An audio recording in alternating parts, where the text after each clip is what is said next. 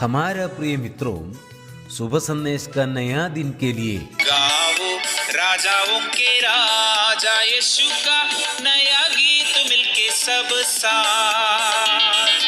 गाओ राजाओं के राजा यीशु का नया गीत मिलके सब साथ। कल आज और हमेशा ना बदलता यीशु का गीत गाए आज। कल आज और हमेशा ना बदलता यीशु का गीत गाए आज। यीशु ही वो नाम है, मेरी आत्मा का वो गीत है। मेरी जान से प्यारे यीशु, तुझको स्तुति प्रशंसा सदा। मेरी जान से प्यारे यीशु, तुझको स्तुति प्रशंसा सदा। आज का संदेश ब्रदर वाइफ ऑफ अंग्लेश्वर से बांटा जाएगा। प्रार्थना के साथ सुनिए। परमेश्वर के नाम की महिमा हो। शुभ संदेश के द्वारा परमेश्वर का वचनों सुनने वाले सभी श्रोतागणों को प्रभु में हम स्वागत करते हैं। आज का मनन के लिए मत्ती रचित सुसमाचार 2 अध्याय 19 और 20 पदों को मैं पढ़ने के लिए चाहता हूँ। Matthew chapter 2 verse 19 and 20। हेरोदेस के मरने के बाद प्रभु के दूत ने मिस्र में यूसुफ को स्वप्न में दिखाई देकर कहा, उठ, बालक और उसकी माता को लेकर इज़राइल के देश में चला जा, क्योंकि जो बालक के प्राण लेना चाहते थे वे मर गए हैं। परमेश्वर को हम धन्यवाद दें। आज इन 2 वचनों के आधार पर आपके सामने मैं 2 व्यक्तियों के बारे में बोलने के लिए चाहता हूँ। पहला व्यक्ति हेरोदेस जो राजा था, और दूसरा व्यक्ति हमारा प्रभु यीशु मसीह जो राजाओं का राजा और प्रभुओं का प्रभु है। प्रियो, राजा एक ऐसा पद है जिनके बारे में हर कोई जानता है, समझता है। यदि जब राजा कोई भी इच्छा अपना प्रकट करते हैं तो उनको पूरा करने के लिए उनके साथ उनकी प्रजा खड़ी रहती है, उनके साथ उनकी सारी सेनाएं खड़ी रहती है। लेकिन हम फिर भी हेरोदेस राजा के जीवन में इस प्रकार पढ़ते हैं, हेरोदेस राजा अपना एक इच्छा पूरी किए बिना ही मर गए। हेरोदेस का एक इच्छा ऐसा था कि बालक का प्राण लेना, वो बालक का प्राण लेना चाहते थे। प्रियो, ये केवल हेरोदेस राजा ही नहीं, दुनिया का कोई भी इंसान उस बालक का प्राण कभी भी ले नहीं सकते थे। क्यों?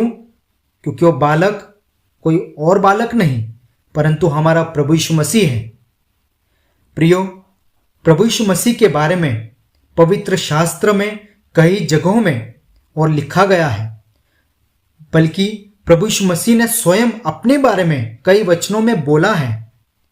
हम ये समझते हैं हमारा प्रभु यीशु मसीह राजाओं के राजा और प्रभुओं के प्रभु है, परंतु हमें यह भी पता है हमारा प्रभु यीशु मसीह अच्छा चरवाहा है।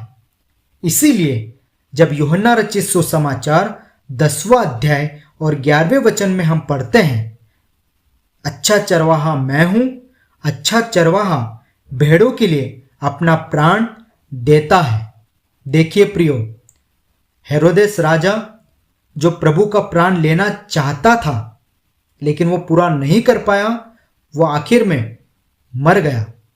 लेकिन यहाँ पे हमारा प्रभु यीशु मसीह के बारे में लिखा है, अच्छा चरवाहा मैं हूं, अच्छा चरवाहा भेड़ों के लिए अपना प्राण देता है।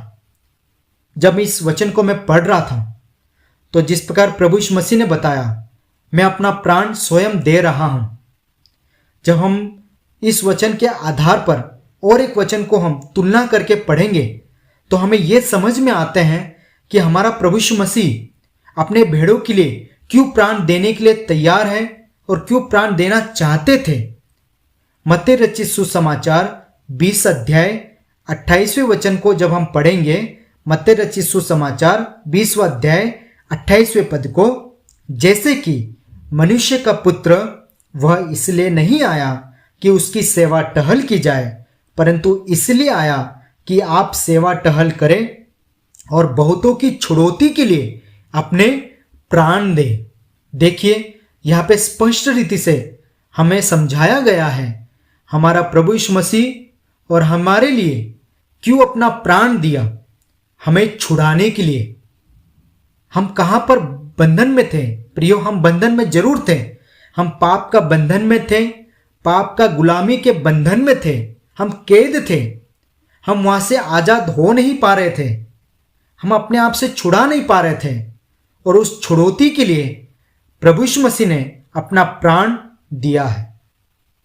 हम परमेश्वर को धन्यवाद दें इन वचनों के आधार पर, क्योंकि हम जिस प्रकार हम अपने जीवन को परखते हैं, हम समझते हैं हम उस पाप का गुलामी में कैद थे, उस बंधन में जकड़े हुए थे।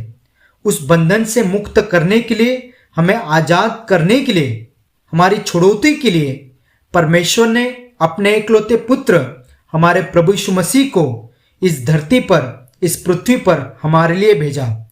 प्रभु यीशु मसीह हमारे लिए जन्म लिए, हमारे लिए सारे अपमान सहन करके, और अंत में जो कलवरी का क्रूस पर जो भयंकर मृत्यु है, जो पाप की सजा है, जो पाप का मजदूरी है, वास्तव में हमें उठाना चाहिए था। उस जगह पे, उस स्थान पे प्रभु यीशु मसीह ने हमारे बदले में अपना प्राण हमारे लिए दे दिया। हमारे लिए प्रभु यीशु मसीह बलिदान हो गए। हम बहुत परमेश्वर को धन्यवाद दें। प्रभु यीशु मसीह हमारे लिए जन्म लिए, हमारे लिए मृत्यु को सहन किया, और मृत्यु के बाद, दफन विधि के बाद, और तीसरे दिन पुनरुत्थान होकर आज प्रभु स्वर्ग में विराजमान है। प्रभु फिर आएंगे, और जितनों ने प्रभु के नाम में विश्वास किया है उतनों को अपने साथ प्रभु यीशु मसीह और अपने साथ अपने घर में, अपने भवन में ले जाएंगे। और एक दिन हम उस राजाओं के राजा, प्रभुओं के प्रभु को हम धन्यवाद देंगे, आराधना करेंगे।